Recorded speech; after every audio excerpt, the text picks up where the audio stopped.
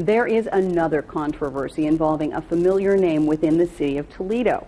The owner of a construction company called the cops saying that city workers were stealing his stuff, and he's not the only one upset here. Barrett Andrews has been working this story for the past few days. He's on the scene where it all happened. The city's Division of Code Enforcement actually posted this, asking the owner to get rid of all vehicles, equipment, and nuisance material. But when that didn't happen in a timely fashion, the person in charge of the Division of Streets, Bridges, and Harbor showed up to take care of it. The name might sound familiar. Sue Frederick. She's over there completely outside the scope of her responsibilities to the city of Toledo because she's the commissioner or acting commissioner of streets, harbors, and bridges.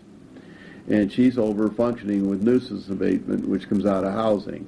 You can probably tell Councilman and mayoral candidate Mike Collins wasn't happy to hear about what happened over on Sterling Street. But the city's public information officer, Megan Robeson, tells me there's a good reason Frederick was here Wednesday morning. This pile of asphalt. The city wanted to knock it down to a reasonable level, and Robeson says that is, quote, a streets, bridges, and harbor type job. Still, a source close to Wednesday's situation tells me trucks from that division were being used to haul away steel the city considered selling as scrap. And Frederick seemed to be running the show. Even in TPD paperwork, it says Frederick, quote, directed members of her staff to go to the property and begin the process of abating the nuisance. Her staff from the streets division.